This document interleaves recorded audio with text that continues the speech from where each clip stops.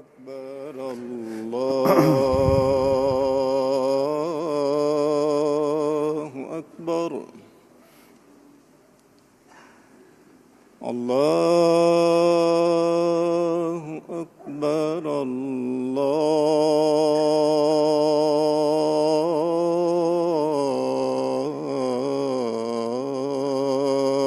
الله أكبر أشهد أن لا إله إلا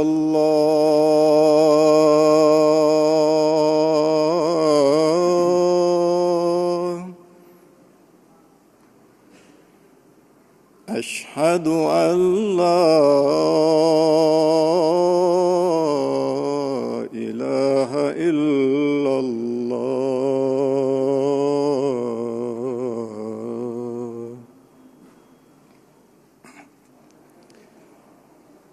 أشهد أن محمدًا رسول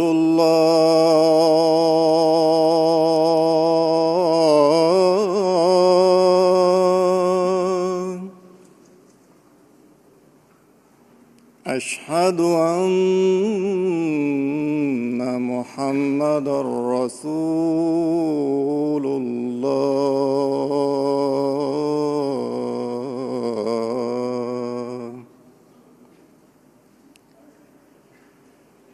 حي على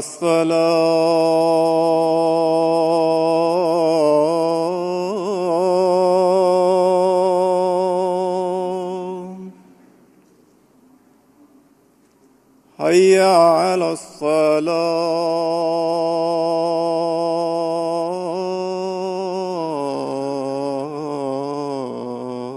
الصلاة حي على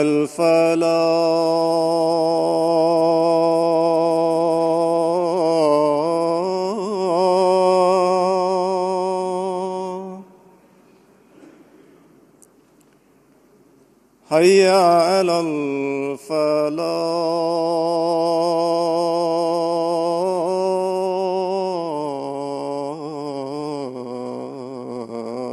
الفلاح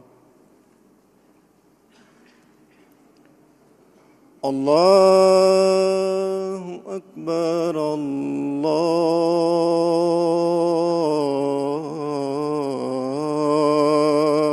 الله أكبر لا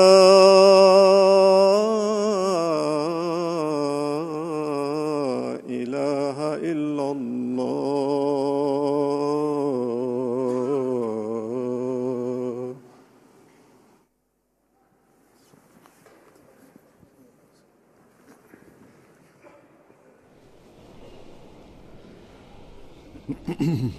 السلام عليكم ورحمة الله.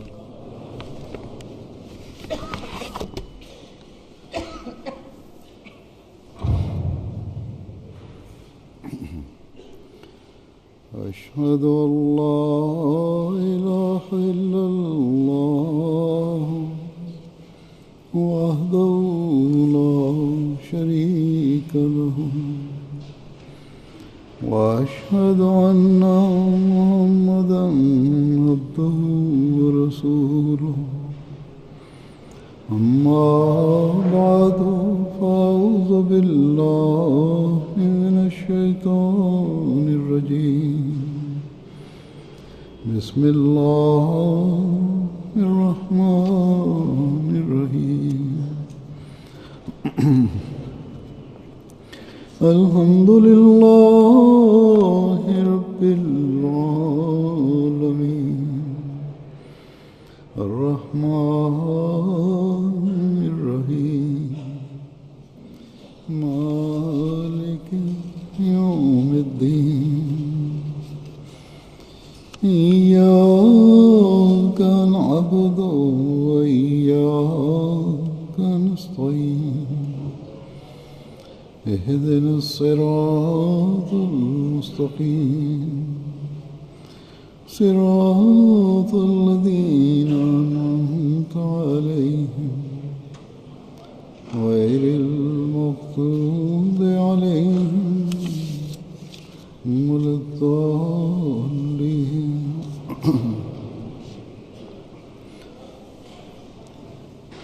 اللہ تعالیٰ کے فضل سے آج سے جماعت احمدیہ بیلجیم کا جلسہ سالانہ شروع ہو رہا ہے. بڑے عرصے کے بعد میں آپ کے جلسے میں شامل ہو رہا ہوں. اس عرصے میں یہاں جماعت میں اضافہ بھی ہوا ہے.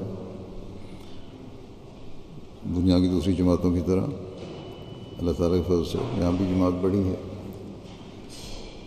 پاکستان سے یہاں ہجرت کر کے آنے والے بھی بہت سے نئے شامل ہوئے ہیں. اس کے علاوہ اور بہت سی باتوں میں یہاں ترقی ہوئی ہے. مثلاً مشن ہاؤسز میں اضافہ ہوا، مساجد اور نماز سینٹرز میں بھی اضافہ ہوا. برسلز کی مسجد جو زیر تعمیر ہے تقریباً تکمیل کے مراحل میں ہے، یہ بھی اچھی مسجد بن رہی ہے. پرسوں آلکن میں ایک مسجد کا میں نے افتتاح کیا. بڑی وسیع جگہ اور عمارت جماعت کو اللہ تعالیٰ نے دی ہے. تو ظاہری طور پر ہم دیکھتے ہیں کہ جماعت پر یہاں بڑے فضل ہوئے ہیں، لیکن اللہ تعالیٰ کے یہ فضل، یہ احساس بھی افراد جماعت میں پیدا کرنے والے ہونے چاہیے کہ ہم اللہ تعالیٰ کے احکامات کو سمجھنے اور ماننے میں اور عمل کرنے میں بھی نہ صرف ظاہری طور پر بلکہ حقیقی طور پر پہلے کی نسبت بہتر ہوں. اور یہی نہیں کہ بہتر ہوں اور ایک جگہ کھڑے ہو جائیں، بلکہ ہمارا ہر دن اور ہر قدم گزشتہ دن سے اور پچھلے قدم سے نیکی اور تقویٰ اور حضرت مسیح علیہ السلام کی بعثت کے مقصد کو پورا کرنے میں ترقی کرتا ہوا اور آگے بڑھتا ہوا نظر آئے. اپنی برائیوں کو ہم پیچھے چھوڑ چکے ہوں اور نیکیوں میں نئی منزلوں کو طے کر رہے ہیں. اگر یہ بات افراد جماعت میں نظر آتی ہو تو ہم کہہ سکتے ہیں کہ ہم نے حضرت مسیح علیہ السلام کی بعثت کے مقصد کو حاصل کر لیا یا حاصل کرنے کی کوشش کر رہے ہیں، اور حضرت مسیح علیہ السلام کی بیعت کا حق ادا کرنے کی کوشش کر رہے ہیں. بس اس بات کو سمجھتے ہوئے ہر وقت اپنے جائزے لیتے رہنے کی ضرورت ہے. اور خاص طور پر ان ترقی یافتہ اور آزادی کے نام پر دینی پابندیوں اور اللہ تعالیٰ کے احکام سے بھی آزاد ملکوں میں جہاں کوئی پرواہ نہیں ہے کہ دینی احکامات کی پابندی کرنی ہے یا اللہ تعالیٰ کے حکموں کی پابندی کرنی ہے، ان سب سے آزاد ہیں یہ ملک. ان ملکوں میں تو خاص طور پر توجہ اور کوشش کی ضرورت ہے، ورنہ دین کے نام پر ان ملکوں میں آ کر پھر اللہ تعالیٰ کی باتوں کو کوئی اہمیت نہ دینا اور دنیا میں پڑ جانا اللہ تعالیٰ کی ناراضگی کا مورد بنا دیتا ہے. اکثریت یہاں آنے والوں کی دین کے نام پر آئی، اس وجہ سے آئی کہ آپ کو اپنے ملک میں اپنے دین پر عمل کرنے کی آزادی نہیں تھی. بس اس بات کو ہمیشہ یاد رکھنا چاہیے، ورنہ یہ بات یاد رکھیں کہ یہاں آئے اور دین کے نام پر آئے، اللہ تعالیٰ کے نام پر آئے اور پھر اللہ کے حکم پر عمل نہ کیا، تو یہ باتیں اللہ تعالیٰ کی ناراضگی کا مورد بنا سکتی ہیں۔ لیکن انسان کمزور ہے، اس لیے اس کمزوری کی وجہ سے دنیا کی طرف جھکاؤ بھی ہو جاتا ہے۔ ایک حد تک دنیا کی طرف توجہ دینا اور دنیا کمانا منع نہیں، لیکن دنیا پر دنیا داروں کی طرح گرنا، اس بات سے اللہ تعالیٰ نے منع فرمایا ہے۔ اور اس بارے میں ہمیں حضرت مسیح موعود علیہ السلام نے بھی بڑا کھول کر اور واضح فرمایا۔ ایک موقع پر حضرت مسیح موعود علیہ السلام نے فرمایا کہ خدا تعالیٰ نے دنیا کے شغلوں کو جائز رکھا ہے، جو دنیا کے کام ہیں، شغل ہیں، مصروفیات ہیں، جائز ہیں، کوئی گناہ نہیں ان میں، کیونکہ اگر یہ نہیں ہوں گے تو اس راہ سے بھی ابتلا آ جاتا ہے، اور اسی ابتلا کی وجہ سے انسان چور، قمار باز، ٹھگ، ڈکیٹ بن جاتا ہے اور کیا کیا بری عادتیں اختیار کر لیتا ہے۔ فرمایا مگر ہر ایک چیز کی ایک حد ہوتی ہے۔ دنیاوی شغلوں کو اس حد تک اختیار کرو کہ وہ دین کی راہ میں تمہارے لیے مدد کا سامان پیدا کر سکیں، اور مقصود بالذات اس میں دین ہی ہو۔ فرمایا پس ہم دنیاوی شغلوں سے بھی منع نہیں کرتے، یہ دنیاوی مصروفیات ہیں، یہ منع نہیں، لیکن اس شرط کے ساتھ کہ اصل مقصد دین ہونا چاہیے۔ بس یہ بنیادی اصول ہے ایک دیندار کے لیے، ایک اس شخص کے لیے جو اپنے آپ کو اللہ تعالیٰ کے دین پر چلنے والا کہتا ہے۔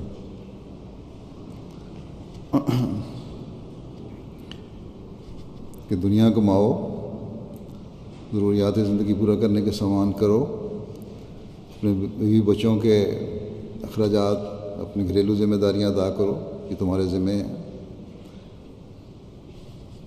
ان کے لیے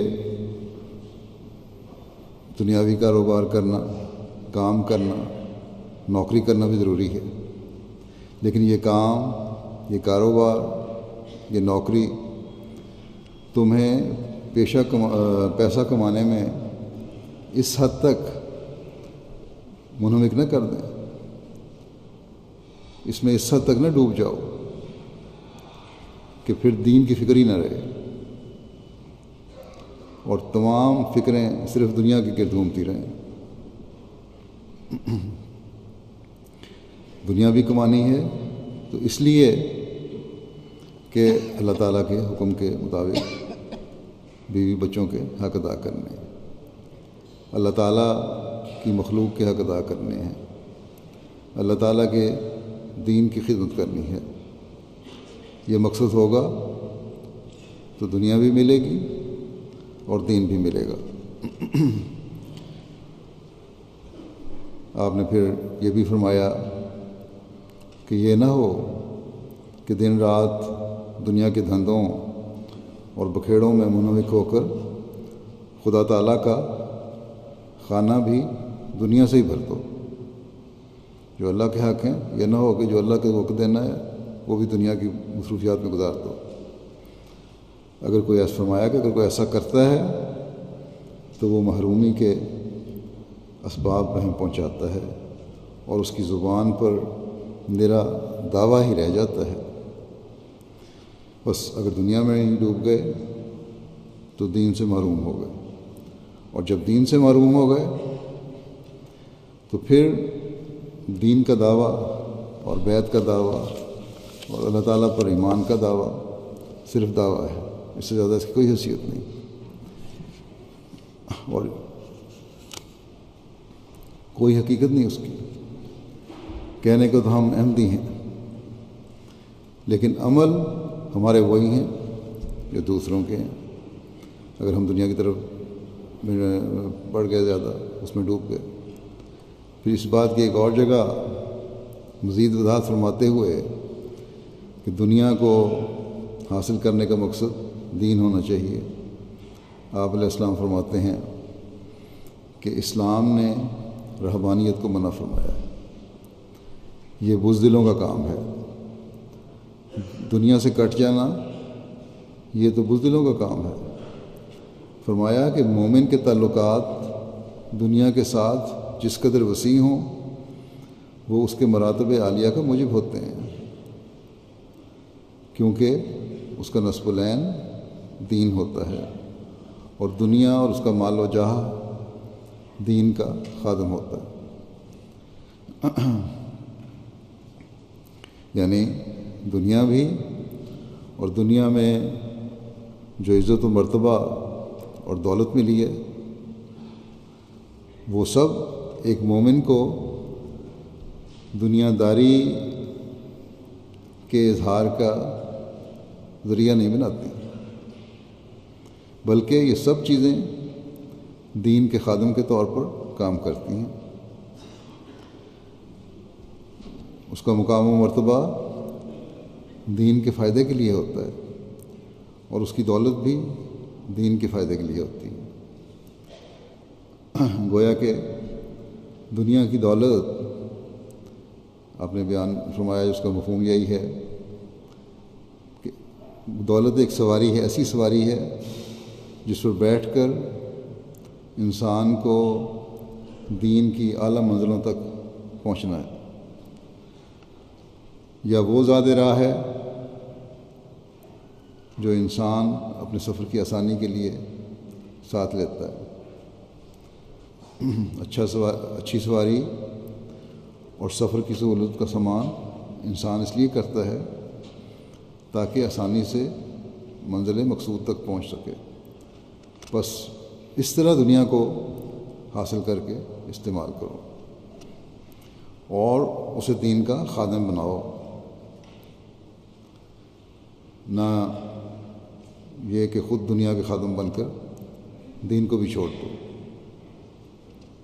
پھر آپ نے فرمایا کہ اللہ تعالیٰ نے جو یہ دعا تعلیم فرمائی ہے کہ ربنا آتنا فی الدنیا حسنۃ وفی الآخرۃ حسنہ،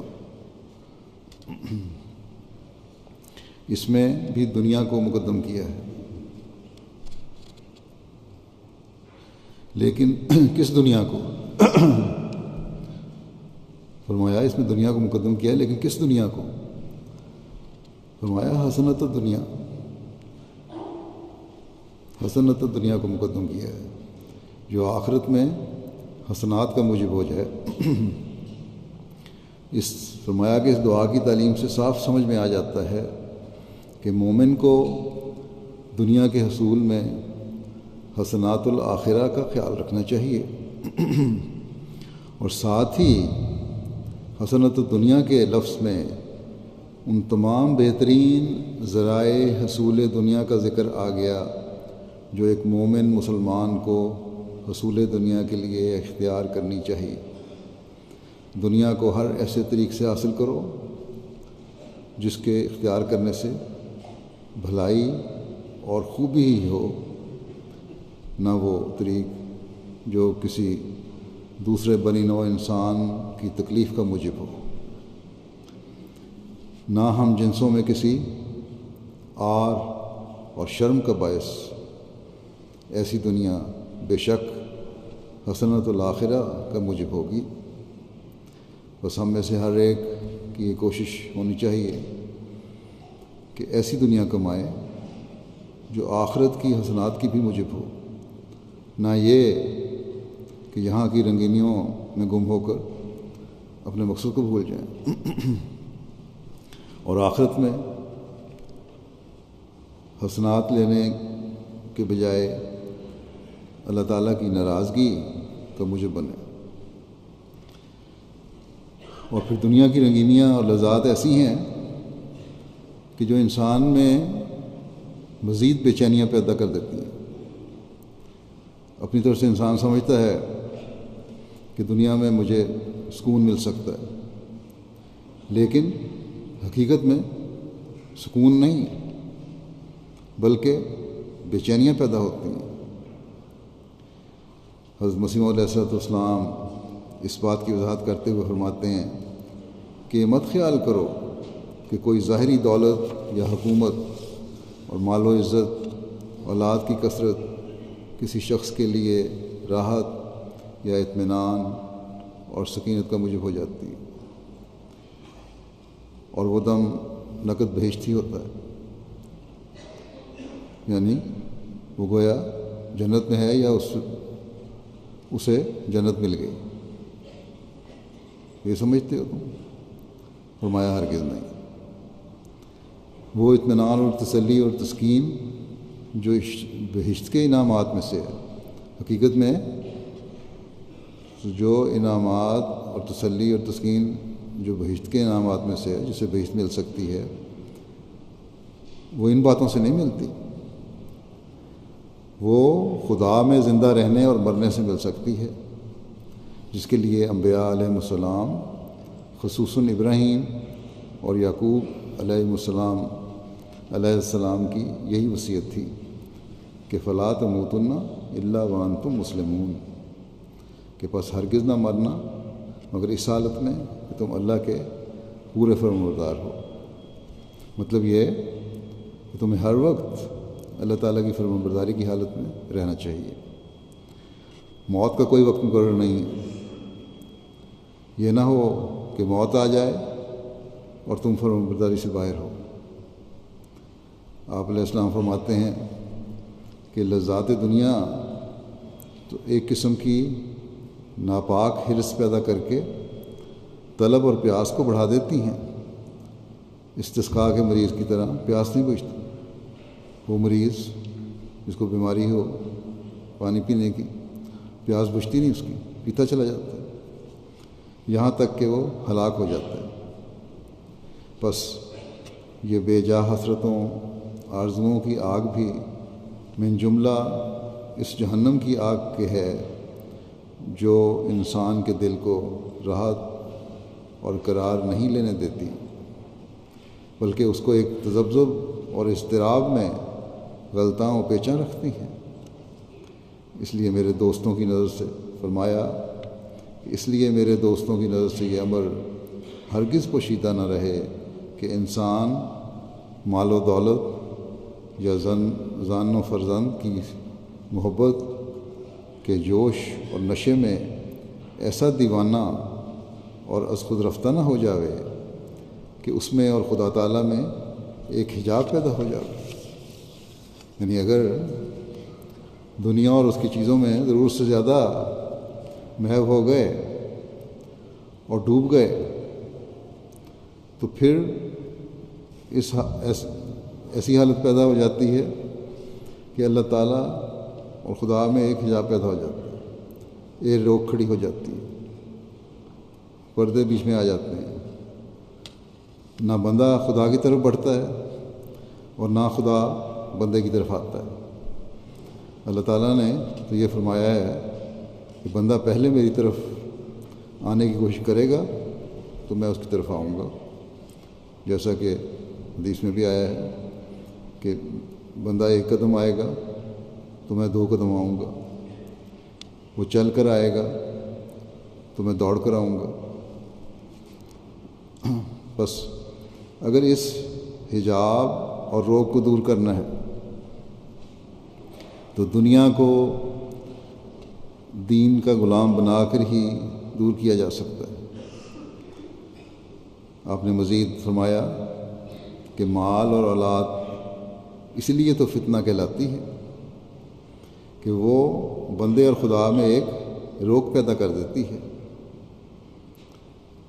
آپ فرماتے ہیں ان سے، یعنی مال اور اولاد سے بھی انسان کے لیے ایک دوزخ اختیار ہوتا ہے، اور جب وہ ان سے الگ کیا جاتا ہے سخت بے چین اور گھبراہٹ ظاہر کرتا ہے۔ آپ فرماتے ہیں دو چیزوں کے باہم تعلق اور رگڑ سے حرارت پیدا ہوتی ہے۔ ہاتھوں کو بھی رگڑو تو اس سے بھی حرارت پیدا ہوتی ہے، پتھروں کو رگڑو اس سے گرمی پیدا ہوتی ہے۔ اسی طرح پر انسان کی محبت اور دنیا کی محبت کی رگڑ سے جو حرارت پیدا ہوتی ہے اس سے الہی محبت جل جاتی ہے، اللہ تعالیٰ کی محبت پھر ختم ہو جاتی ہے۔ جب انسان کی محبت اور دنیا کی محبت جب آپس میں رگڑیں تو پھر کیا نتیجہ نکلے گا کہ اللہ تعالیٰ کی محبت ختم ہو جائے گی، وہ جل جائے گی، اور فرمایا کہ دل تاریک ہو کر خدا سے دور ہو جاتا ہے اور ہر قسم کی بیکاری کا شکار ہو جاتا ہے۔ لیکن جب دنیا کی چیزوں سے جو تعلق ہو وہ خدا میں ہو کر ایک تعلق ہو، دنیا کی چیزوں کا جو تعلق ہے وہ خدا میں ہو کر ہو، خدا نہ بھولے اس وقت، تو پھر کیا ہوگا؟ اور ان کی محبت خدا کی محبت میں ہو کر ہو۔ دنیا کی چیزوں کی محبت بھی اس لیے ہو کہ اللہ تعالیٰ نے ایک حد تک ہم سے محبت کرنا جائز قرار دیا ہے۔ خدا کی محبت سے ہو کر ہوگی تو فرمایا کہ اس وقت باہمی رگڑ سے غیر اللہ کی محبت جل جاتی ہے، پھر جو اللہ کے غیر ہیں ان کی محبت ختم ہو جائے گی جب وہ رگڑ پیدا ہوگی، اور اس کی جگہ ایک روشنی اور نور بھر جاتا ہے۔ پھر خدا کی رضا اس کی رضا اور اس کی رضا خدا کی رضا کا منشا ہو جاتا ہے۔ پھر بندہ اس بات پر راضی ہو جاتا ہے اور وہی چاہتا ہے جو خدا تعالیٰ چاہتا ہے۔ آپ فرماتے ہیں کہ برخلاف اس کے جو کچھ حالت انسان کی ہے وہ جہنم ہے، گویا خدا تعالیٰ کے سوا زندگی بسر کرنا یہ بھی جہنم ہے۔ آپ فرماتے ہیں کہ خدا تعالیٰ تم سے یہ چاہتا ہے کہ تم پورے مسلمان بنو۔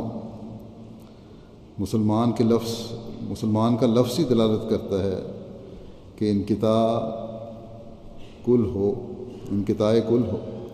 یعنی مکمل طور پر خدا کی طرف جھکو۔ یہ نہیں کہ ابھی خدا تعالیٰ کی طرف جھک گئے اور جب دنیا کے فائدے دیکھے تو دنیا کی طرف جھک گئے، خدا بھول گیا۔ آپ فرماتے ہیں کہ اللہ تعالیٰ نے مسلمان کو مسلمان پیدا کر کے لا انتہا فضل کیے ہیں، بشرطے کہ وہ غور کرے اور سمجھے۔ جیسا کہ میں نے کہا تھا کہ انسان کمزور ہے، بعض دفعہ دنیا کی دلچسپیاں اسے اپنی طرف کھینچنے کی کوشش کرتی ہیں، انسان دنیا کی طرف زیادہ جھک جاتا ہے اور اللہ تعالیٰ اور اس کے دین کی طرف سے غافل ہو جاتا ہے، یا بعض عملوں میں کمزوریاں پیدا ہو جاتی ہیں۔ اللہ تعالیٰ کے تمام احکام کو انسان پوری طرح سامنے نہیں رکھتا، حق ادا نہیں کرتا، بیوی کے حق ادا نہیں کیے، بچوں کے حق ادا نہیں کیے، عائلی مسائل پیدا کر دیے، گھروں میں لڑائیاں ہیں، یا اپنے کاروبار میں ایمانداری سے کام نہیں کیا، یہ اور بہت ساری باتیں ہیں۔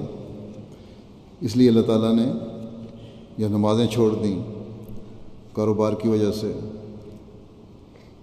تو اللہ تعالیٰ نے انسان کو اس کمزوری سے نکالنے کے لیے بھی انتظام فرمایا ہوا ہے۔ اور ہم احمدی خوش قسمت ہیں کہ ہمیں حضرت مسیح علیہ الصلوۃ والسلام کے ماننے کی توفیق دی، جو ہمیں بار بار مختلف موقعوں پر اپنے راستے سے بھٹکنے سے بچانے کے لیے رہنمائی فرماتے رہتے ہیں۔ پھر آپ نے اللہ تعالیٰ کے اذن سے ایک یہ بھی انتظام فرمایا کہ ان جلسوں کا انعقاد فرمایا، جہاں ہم سال میں ایک مرتبہ جمع ہو کر اپنی روحانی بہتری کا سامان کرنے کی کوشش کرتے ہیں۔ بس ہر شامل ہونے والے کو جلسے کے اس مقصد کو ہمیشہ سامنے رکھنا چاہیے کہ ہم اللہ تعالیٰ کے قریب تر ہوں، دین کو مقدم کرنے والے ہوں، اور دنیا میں رہتے ہوئے دنیا کو دین کا خادم بنانے والے ہوں، اور یہ روح صرف اپنے اندر پیدا نہ کریں بلکہ اپنی اولاد میں بھی یہ روح پھونکیں کہ اللہ تعالیٰ ہم سے کیا چاہتا ہے اور انسانی زندگی کا مقصد کیا ہے۔ نسلاً بعد نسلاً اس بات کو اپنی اولادوں کے دلوں میں بٹھاتے چلے جائیں کہ دنیا کو دین کا خادم بنانے کے لیے اللہ تعالیٰ کے جو احکامات ہیں ان پر چلنے کی کوشش کرو، اور اس آخری زمانے میں ہماری اصلاح کے لیے اور ہم پر فضل فرماتے ہوئے اللہ تعالیٰ نے جو مسیح موعود اور مہدی موعود کو بھیجا ہے، اس کی بیعت میں آ کر اس کی باتوں پر عمل کرنے والے بنے رہیں ہمیشہ، کہ اسی میں ہماری بقا ہے، اسی میں ہماری نسلوں کی بقا ہے۔ حضرت اقدس مسیح موعود علیہ الصلوۃ والسلام فرماتے ہیں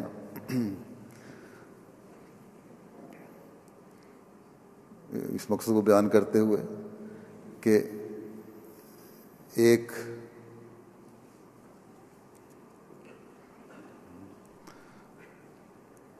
فرماتے ہیں کہ تمام مخلصین داخلین سلسلہ بیعت اس عاجز پر ظاہر ہو کہ بیعت کرنے سے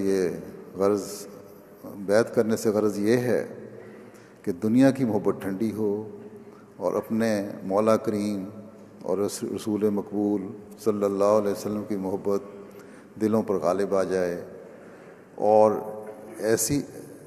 ایسی حالت انکتاب پیدا ہو جائے جس سے سفر آخرت مکروہ معلوم نہ ہو۔ بس جب تک اللہ تعالیٰ اور اس کے رسول سے کامل محبت نہ ہو، نہ ہی دنیا کی محبت میں کمی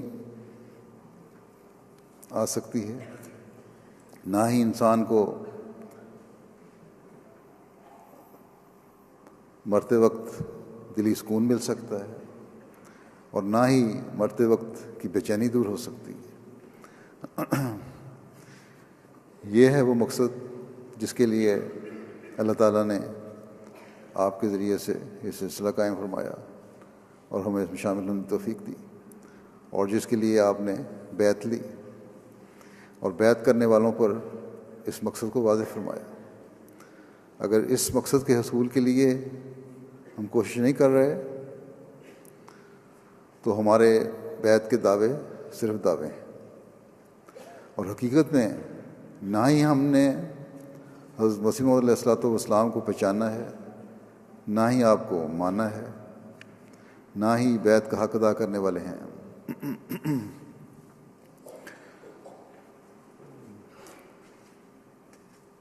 ایک جلسے پر شروع میں جب جلسوں کا آغاز ہوا، حضرت مسیح موعود علیہ الصلوۃ والسلام کو جب یہ پتہ چلا کہ جلسے کے مقصد کو لوگ پورا نہیں کر رہے، تو آپ نے بڑی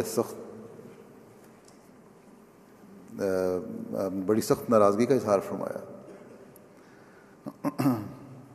اور اظہار فرد کرتے ہوئے فرمایا کہ اس سال میں جلسے کا انعقاد نہیں کروں گا، اور اس سال جلسہ منعقد نہیں ہوا۔ اور اس کے ملتوی کرنے کا جو اعلان آپ نے فرمایا وہ ایسا ہے کہ ہر مخلص کو آج بھی بے چین کرنے والا ہے، اور بے چین کرنے والا ہونا چاہیے۔ آپ نے فرمایا کہ اس جلسے سے مدعا اور مطلب یہ تھا کہ ہماری جماعت کے لوگ کسی طرح بار بار کی ملاقاتوں سے ایک ایسی تبدیلی اپنے اندر حاصل کر لیں کہ ان کے دل آخرت کی طرف بکلی جھک جائیں، اور ان کے اندر خدا تعالیٰ کا خوف پیدا ہو، اور وہ زہد اور تقوی اور خدا ترسی اور پرہیزگاری اور نرم دلی اور باہم محبت اور مواخات میں دوسروں کے لیے ایک نمونہ بن جائیں، اور انکسار اور تواضع اور راست بازی ان میں پیدا ہو، اور دینی مہمات کے لیے سرگرمی اختیار کریں۔ پھر فرمایا یہ جلسہ ایسا تو نہیں ہے کہ دنیا کے میلوں کی طرح خواہ مخواہ التزام اس کا لازم ہے، بلکہ اس کا انعقاد صحت نیت اور حسن ثمرات پر موقوف ہے، ورنہ غیر اس کے ہیچ۔ اگر نیت صحیح نہیں اور اچھے پھل نہیں حاصل ہو رہے، وہ مقصد حاصل نہیں ہو رہا جس کے لیے جلسہ منعقد کیا گیا تھا، تو پھر بالکل ہیچ ہے، کوئی فائدہ نہیں اس کا۔ یہ جو آپ نے فرمایا کہ بار بار کی ملاقاتوں سے ایسی تبدیلی پیدا کریں، یہ کس کی ملاقاتیں؟ یہ حضرت مسیح علیہ الصلوۃ والسلام کے ساتھ ملاقاتیں۔ بس اگر ایسے لوگ جو حضرت مسیح علیہ الصلوۃ والسلام کے وقت میں اپنی کچھ کمزوریوں کی وجہ سے حضرت مسیح علیہ الصلوۃ والسلام کی ناراضگی کے مورد بنے، تو آج کل تو اللہ تعالیٰ بہتر جانتا ہے کہ تعداد کے لحاظ سے کتنے ہیں ہم اور کیا حالت ہے ہماری، جو اس زمرے میں آتے ہیں، ان لوگوں میں آتے ہیں جن پر حضرت مسیح علیہ السلام نے ناراضگی کا اظہار فرمایا۔ بس اس لحاظ سے ہر ایک کو اپنے جائزے لینے چاہیے کہ اگر وہ معیار نہیں جو حضرت مسیح علیہ السلام چاہتے ہیں، تو پھر جلسے میں شامل ہونے کے حقدار بھی ہم نہیں ہیں، یا یہ دیکھیں ہم حقدار ہیں بھی کہ نہیں، یا صرف اس لیے کہ پیدائشی احمدی ہیں یا پرانے احمدی ہو گئے کئی سالوں سے بیعت کر کے، یا بزرگ آبا و اجداد کی اولاد ہیں اس لیے شامل ہو رہے ہیں، تو پھر وہ مقصد پورا نہیں کر رہے جو حضرت مسیح علیہ الصلوۃ والسلام ہم سے چاہتے ہیں، یا اس نیت سے نہیں آئے کہ ہم نے یہ مقصد حاصل کرنے کی اپنی تمام تر صلاحیتوں سے کوشش کرنی ہے، یا کرتے رہے ہیں، یا کر رہے ہیں۔ تو پھر اگر یہ نہیں، تو پھر جلسوں پر آنا ایک میلے پر آنا ہی ہے۔ بس اس بات سے ہر مخلص احمدی کے دل میں ایک فکر پیدا ہونی چاہیے۔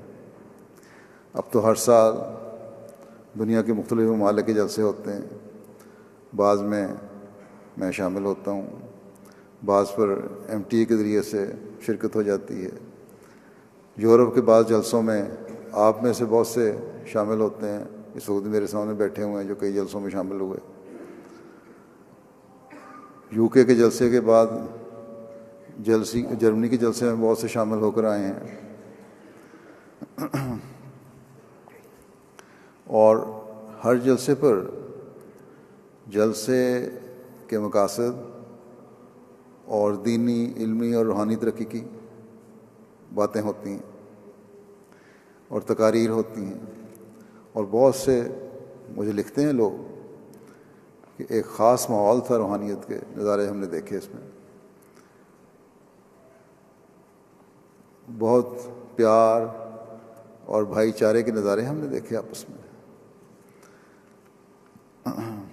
ہمارے ساتھ یہ بھی لکھتے ہیں لوگ کہ ہمارے ساتھ بعض مہمان گئے ہوئے تھے، وہ بھی بڑے متاثر ہوئے یہ ماحول دیکھ کر۔ بس ان باتوں کی وجہ سے اور ایک سال میں ایک سے زیادہ جلسوں میں شامل ہونے کی وجہ سے ایک انقلاب ہماری حالتوں میں آ جانا چاہیے۔ کہاں تو وہ زمانہ جب حضرت مسیح علیہ الصلوۃ والسلام فرما رہے ہیں کہ جلسے میں شامل ہو سال میں ایک دفعہ، تاکہ تمہارے اندر ایسی پاک تبدیلی پیدا ہو کر سفر آخرت مکروہ معلوم نہ ہو، اور اللہ تعالیٰ اور اس کی مخلوق کے حقوق ادا کرنے کی طرف ایک خاص توجہ پیدا ہو. اور کجا اب یہ حالت ہے کہ بعض لوگ ایک سے زائد جلسوں میں شامل ہوتے ہیں سال میں. بس جائزہ لیں کہ کیسا انقلاب پھر ایسے حالات میں آ جانا چاہیے. بے شک حضرت مسیح موعود علیہ السلام کے سے ملاقات کہ ایک ملاقات ہی کئی جلسوں پر بھاری تھی اور ایک انقلاب آ جاتا تھا آپ سے مل کے. بہرحال نبی کا ایک مقام ہوتا ہے، لیکن اب مسلسل کئی جلسوں کو دیکھنا اور شامل ہونا کچھ تو پاک تبدیلی پیدا کرنے کا باعث ہونا چاہیے. باتیں تو اب بھی حضرت مسیح موعود علیہ السلام کی بیان کی جاتی ہیں، الفاظ تو آپ علیہ السلام کے ہی بیان کیے جا رہے ہیں، اور پھر اس سے بڑھ کر حضرت صلی اللہ علیہ وسلم کے الفاظ ہیں اور باتیں ہیں جو مختلف تقریروں میں بیان کی جاتی ہیں، اور اللہ تعالیٰ کے کلام کی تفسیریں بیان کی جاتی ہیں اس سے بھی بڑھ کر. تو اگر انسان کا ارادہ ہو اور نیک نیت ہو تو پاک تبدیلی کے سامان اب بھی موجود ہے. خلیفہ وقت آپ سے کچھ کہتا ہے تو وہ بھی حضرت مسیح موعود علیہ السلام کی نمائندگی میں ہی کہتا ہے. خلافت کے جاری رہنے اور اس کے ساتھ منسلک ہو کر آپ علیہ السلام کی برکات کا تسلسل قائم رہنے کی خوشخبری بھی تو اللہ تعالیٰ سے خبر پا کر حضرت مسیح موعود علیہ السلام نے ہی دی تھی، بلکہ حضرت صلی اللہ علیہ وسلم نے دی تھی، جس کے بارے میں حضرت مسیح موعود علیہ السلام نے فرمایا تھا کہ ان برکات کے جاری رہنے کا وعدہ تمہاری نسبت ہے، یعنی خلافت کی برکات کا. بس اس لحاظ سے میں MTA کے سننے کی طرف بھی توجہ دلاتا ہوں اس موقع سے فائدہ اٹھاتے ہوئے. آج اس مضمون سے پاکستان میں جلسوں پر پابندی ہے، وہاں کے لوگ اس لحاظ سے محرومی کا شکار ہیں. تو MTA پر کم از کم باقاعدگی سے خطبات ہی سنا کریں، دیکھا کریں، جلسے دیکھا کریں اور پھر اس پر عمل کرنے کی کوشش کریں. یہ بھی تو ایک ذریعہ اللہ تعالیٰ نے پھر کھول دیا اس کچھ حد تک اس محرومی کا مداوع کرنے کے لیے. جلسوں کے پروگرام کو MTA پر دیکھ کر اور سن کر ان سے فائدہ اٹھانے کی کوشش کریں. تو 60-70% تو تشنگی دور ہو سکتی ہے، اور اگر چاہیں تو پاک تبدیلی تو پھر 100% پیدا ہو سکتی ہے. لیکن آپ لوگ جو اب یورپ میں آ گئے ہیں، آپ کو میں کہتا ہوں کہ آپ تو جلسوں میں شامل ہو رہے ہیں اور بعض سال میں ایک سے زیادہ جلسوں میں شامل ہو رہے ہیں. یہاں آنے والے احمدیوں کو تو جیسا کہ میں نے کہا ایک انقلاب اپنی حالتوں میں پیدا کر لینا چاہیے. یہ ٹریننگ کیمپ جو اللہ تعالیٰ نے میسر فرمایا ہے، اس میں آنے کا فائدہ تو تبھی ہے جب حضرت مسیح موعود علیہ السلام کی خواہشات کے مطابق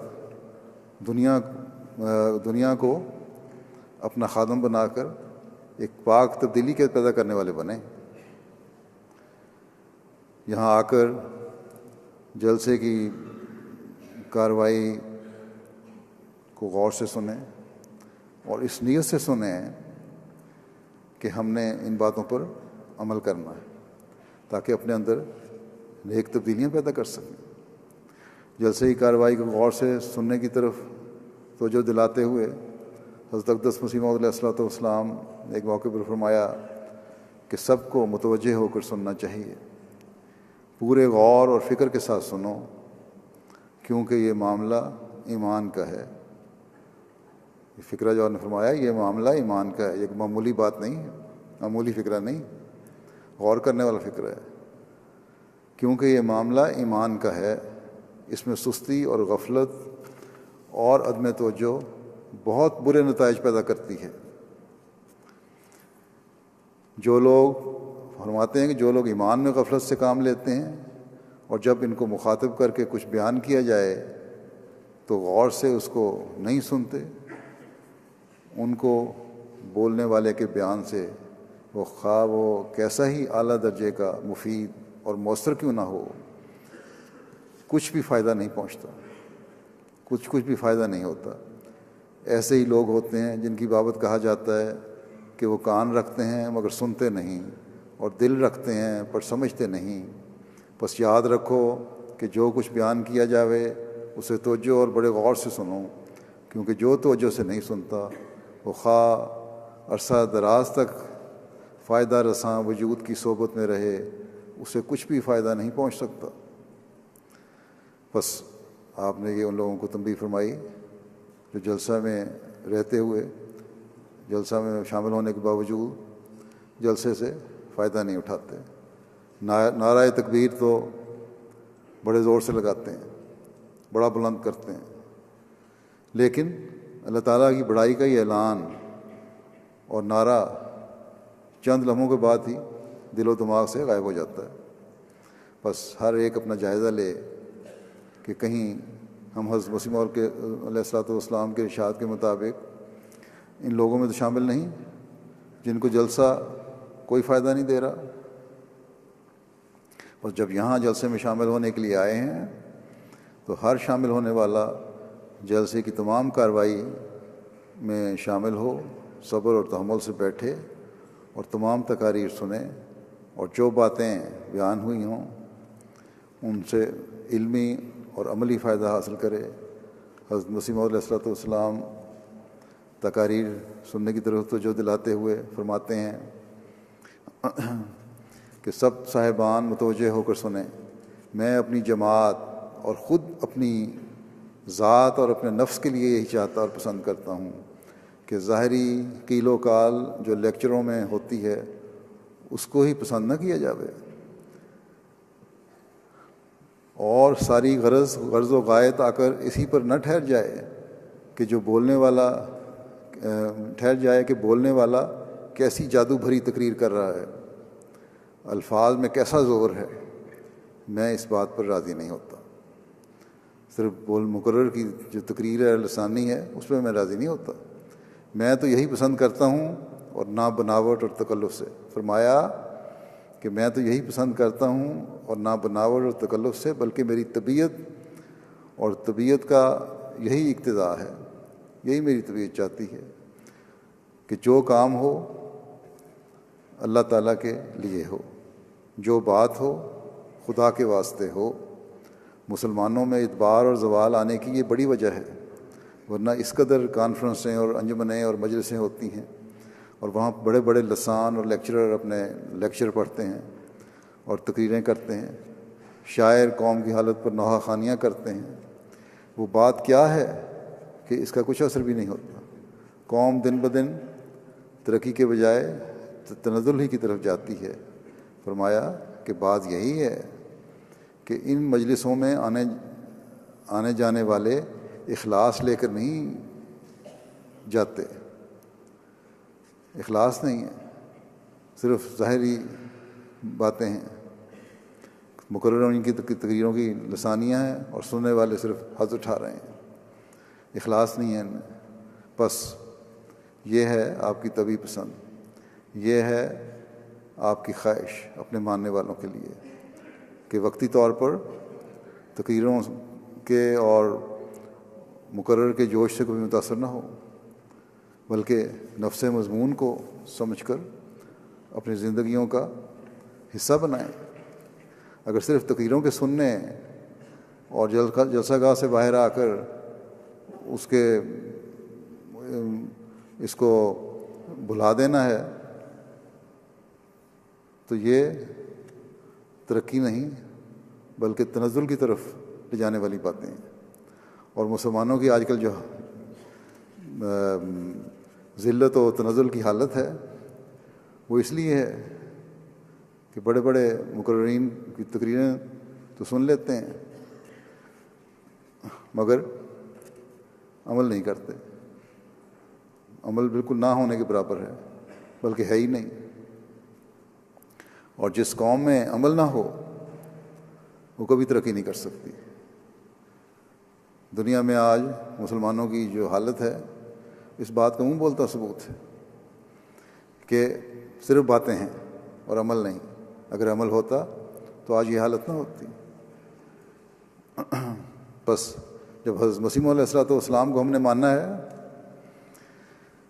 تو اس لیے کہ وہ کمزوریاں جو مسلمانوں میں پیدا ہو گئی ہیں ان کو دور کیا جائے، ورنہ بے فائدہ ہے۔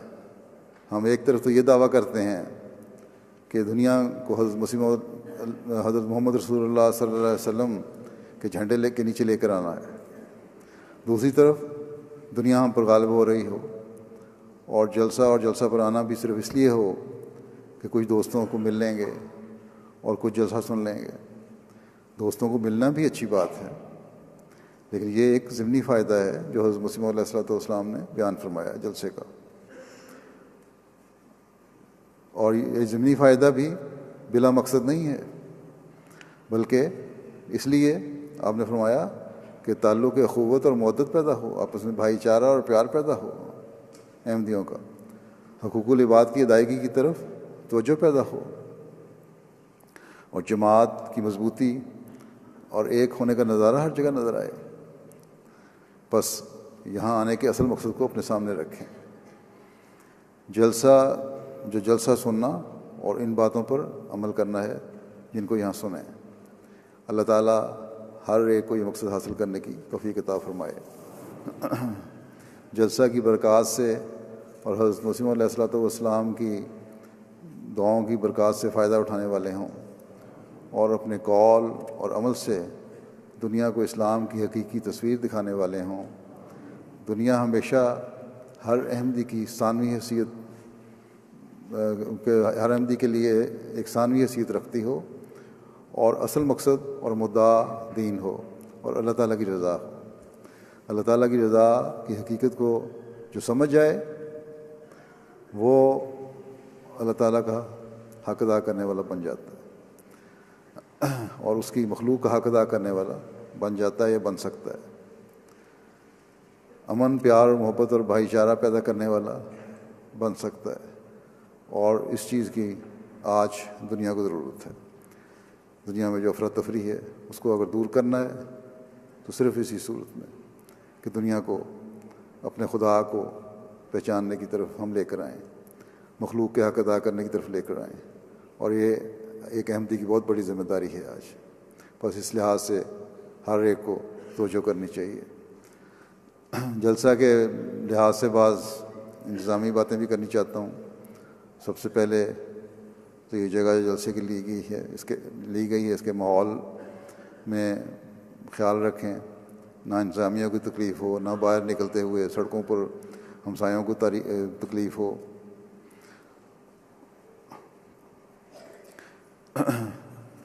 اس بات کو بہرحال یقینی بنانا چاہیے۔ غیر مسلموں کو تبھی اسلام کا صحیح پتہ چلے گا جب ان پر یہ اظہار ہوگا کہ احمدی کس طرح ہمسایوں کا بھی خیال رکھنے والے ہیں اور قانون کی پابندی کرنے والے ہیں، اور باوجود اتنی تعداد ہونے کے کسی قسم کی پریشانی کا باعث نہیں بن رہے، بلکہ جلسے کی انتظامیہ بھی خاص طور پر اس بات کا خیال رکھے اور انتظامات کرنے چاہیے۔ گو یہ تعداد بعض ملکوں کے جلسوں کے لحاظ سے معمولی ہے، بلکہ بعض جگہ تو خدا علم جگہ اجتماع کی تعداد بھی اس سے زیادہ ہوتی ہے، بڑے جہاں جماعتیں زیادہ ہیں، لیکن اس ملک کے لحاظ سے، یہاں کی تعداد کے لحاظ سے، یہاں کے انتظامیہ کے انتظامات کے لحاظ سے یہ اس وقت کافی بڑی تعداد ہے۔ پھر جلسے کے دنوں میں جو اصل مقصد ہے دعاؤں کا اس کو بھی سامنے رکھیں، درود پڑھتے رہیں، ذکر الہی سے اپنی زبانوں کو ترک کریں۔ نمازوں کے اوقات میں بھی جہاں اگر نمازیں ہو رہی ہیں یا مشن ہاؤس میں نمازیں ہو رہی ہیں وقت پر آئیں، اور مشن ہاؤس میں خاص طور پر میں نے نوٹ کیا، 2 دن سے نوٹ کر رہا ہوں کہ لوگ لیٹ آتے ہیں اور پھر جلدی جلدی چل کے جب آتے ہیں تو لکڑی کے فرش کی وجہ سے شور پیدا ہوتا ہے، آواز پیدا ہوتی ہے، تو پہلے آ کر بیٹھا کریں تاکہ لوگوں کی دوسروں کی نمازیں ڈسٹرب نہ ہوں۔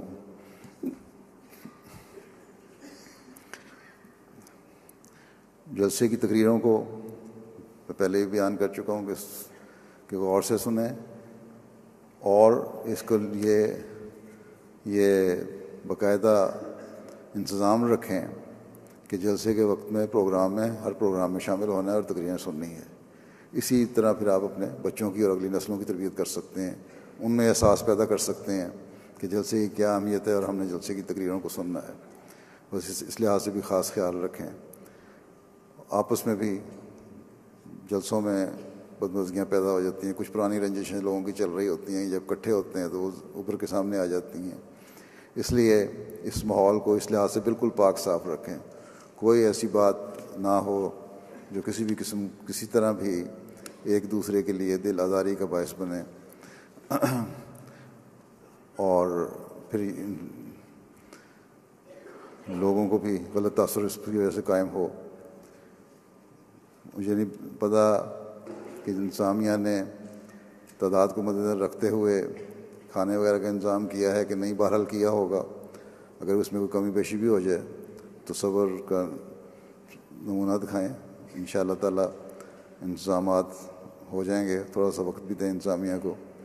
ان کے لیے تو یہ میرا خیال ہے کافی سالوں کے بعد پہلا موقع ہے کہ اتنی بڑی تعداد میں لوگوں کو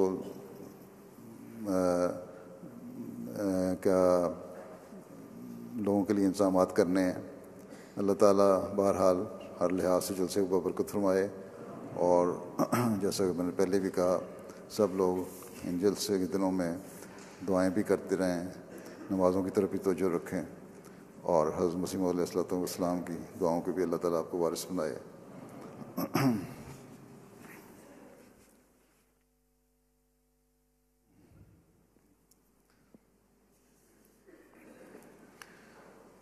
الحمد لله نحمده ونستعينه ونستغفره ونؤمن به ونتوكل عليه ونعوذ بالله من شرور أنفسنا ومن سيئات أعمالنا. من يهده الله فلا مضل له ومن يضلل فلا هادي له. ونشهد أن لا إله إلا الله ونشهد أن محمدا عبده ورسوله. عباد الله رحمكم الله، إن الله يأمر بالعدل والإحسان وإيتاء ذي القربى وينهى عن الفحشاء والمنكر والبغي يعظكم لعلكم تذكرون. اذكروا الله يذكركم وادعوه يستجب لكم ولذكر الله أكبر.